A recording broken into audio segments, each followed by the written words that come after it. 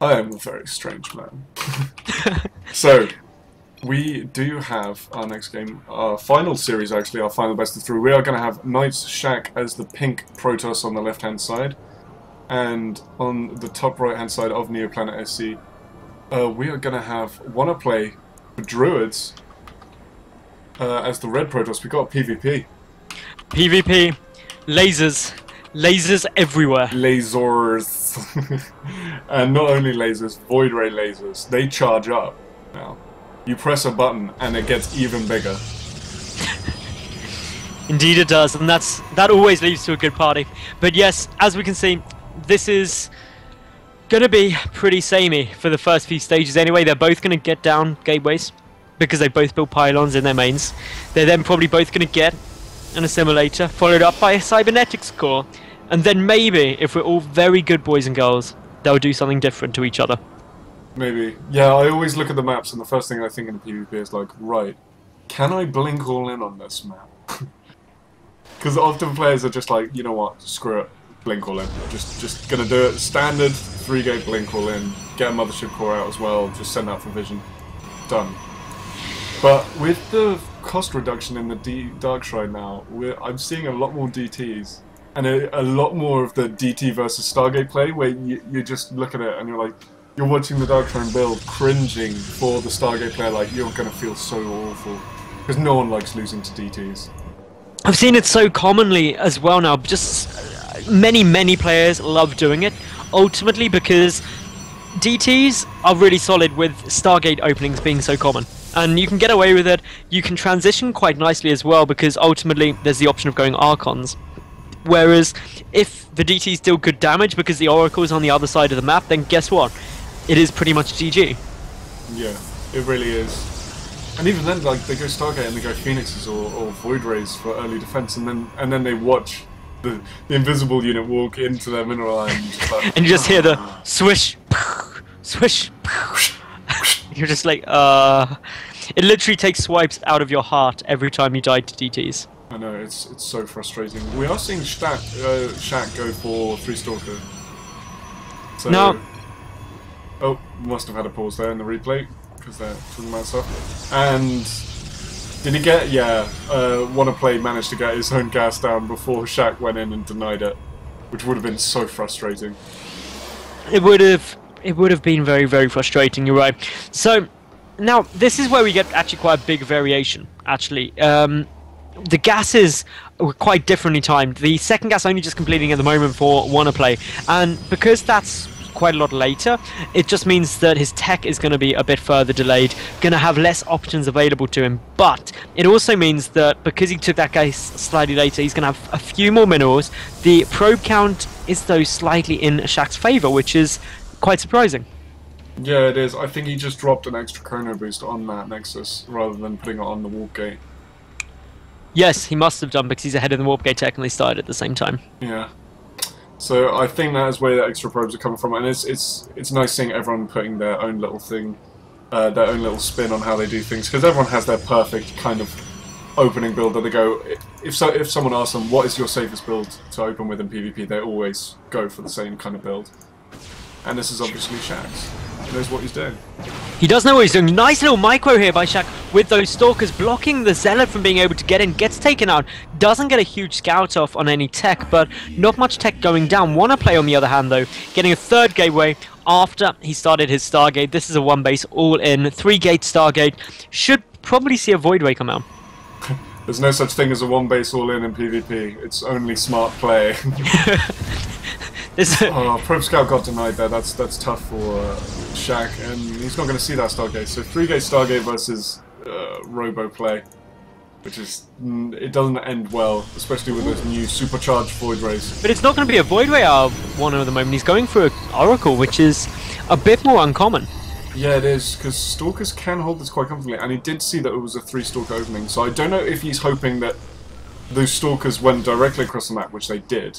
In which case he can go back home to his base and just start killing probes, or what? I'm not sure what his thinking was, but Stalkers are going home now. It's taking his expansion, and it's tough. If you expand in PvP, you tend to die. So it'll be interesting to see if he holds this and how he does that.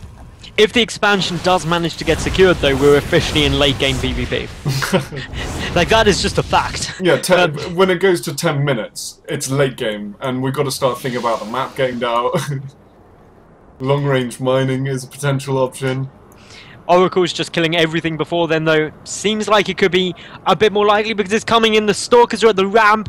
No vision's going to be granted until there's probes dying. Yeah, and here we go. No dead space. Good pull, though. Good timing. Only loses one. Gets some good damage off on the Oracle, though, and he's going to get it. He gets it, but he triggered Photon Overcharge really early, which is a risky move because, yeah, the problem is that if these Stalkers and the Mothership Core were pushing into the natural now, which wouldn't be uncommon, you could really be in a lot of hurt because you don't have the Photon Overcharge at your natural to help defend it, and there aren't really that many units out. But luckily for Sjaak, Wanna isn't doing that yet, but he is starting to move across the map now. No, he is. But Sjaak sees it with an Observer. Yeah, he saw it with the Observer, so he's going to be there. He's got an Immortal out. He's got his Mothership Core back home. Not enough money for Photon Overcharge yet, but he does have enough for Time Warp in a few seconds. And Stalker's going to poke in and see the Immortal and go, nope, I'm out of here. But that's the problem. With his Oracle being so sneaky, he tried to go back, and he didn't scout that there was a natural building. So he didn't realise that it's one base versus two. So he has his own building now, but he is quite far behind. Yeah, it's really a difficult spot here because it's a risk trying to push in. There is admittedly only the single Immortal there, but there's just not enough Stalkers to reliably snipe it down before they take too much damage, in my opinion, and therefore it would be very risky. And of course, you always risk getting force fielded. Luckily, they weren't quite on the money, otherwise that could have been really bad for Wanna. But he does have that proxy pylon at the other side of the map, but he could do that a bit closer if he wants to commit to it. He also isn't really pumping out much else. He's got just a single Phoenix on the field and the single Oracle that's coming down towards the main. But with Stalkers already in position for Sjaak, he shouldn't have a tough time defending him. No, he shouldn't. Still no Robo out of him. So he has no Observer. He can't snipe the Sjaak's Observer. So he's going to be playing completely in the dark here, whereas Sjaak can follow his army and see exactly what's going on all the time. Oh, good recall there. That was a really, maybe potentially a little bit, a bit premature, but still no problem. This Oracle though is getting shut down really hard, doing no damage, gets one probe before getting taken out, not what you really want, and therefore Sjaak, he's really starting to get quite a long way ahead. He's already got a 5 probe advantage. He's had his natural down for a lot longer. He's got his Twilight Council and +1 on its way.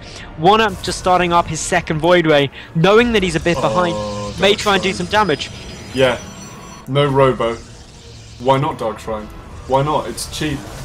The only thing you're worried about is build time, and I mean, he's got plenty of time. I mean, he's got enough units here that he can survive. He's got Photon Overcharge. He's got a good scout off. So Sjaak is really sitting in a good position now. And if WonnaPlay just continues to not build a Robo and just rely on Stargate units, he could be in a lot of trouble here, and I think he will, considering he's not rebuilding any Oracles. So, this is, well, incredibly late game PvP. We're over the 10-minute mark. This is uncharted territory, guys. Who knows what's going to happen? But DT is all we do know for sure. And unfortunately for Wanna, he has no observers. That's 0, none, at all. None, not even a hint. Robo is going down, so that is a good timing. Well, I say it's a good timing, like it's a good time for him to get one, because if he didn't, he'd probably lose. Scout is going off, but I suspect this Dark Shrine, with Charge being researched, is going to be turned into a Charge slot Archon. When the DT push fails, he's going to try and poke 1 or 2 in, but if it doesn't work out, it's all fine. We'll just morph them into Archons. And that's always the fun point, but I must say that it's really good positioning by Sjaak with this Observer. Knows exactly when his opponent's coming out. Wanna just suddenly like, I need Observers, queuing 3 up in a row, desperately trying to defend this, chrono boosting like a boss, but, well, as we see, Force Fields prematurely going down, missing the spot though, 4 Force Fields to stop 1 DT. That is, well, a lot of Sentry energy. Yeah, and finding that Observer of Sjaak's that's been spotting him. DT's going to take map control down for the time being. WonnaPlay is going to be looking to kill them as soon as possible. Army moving out here from Sjaak. He has got that charge done and the +1. Is it going to be enough though to deal with this? He's got 4 Void Rays that he's got to face. That's a lot of power. It is, well, it's incredible damage output, especially against Stalkers, but the Archon's going to really help deal with those effectively because they're not armored, they don't take bonus damage from Void Rays, and they deal decent damage themselves. The Immortal as well will really help deal with the Stalkers, but he's coming in quite heavily to Zealots, but the Zealot count actually exactly equals, so this is going to be a big engagement, and it looks like Sjaak does have the advantage to me for the time being. He does. Shifts around so the Archons are in the front. This is a good idea. Taking the damage. Time Warp goes down, but those Archons are pretty fast. Void Rays now charged up, but they're all firing on the Archons. He's not targeting them on the Stalkers. He's firing on the wrong units, and the Archons are doing the perfect job. Everything going down here. And that mainly came down to WonnaPlay just not targeting the right units with those Void Rays. Yep, Archons being just brilliant tanks.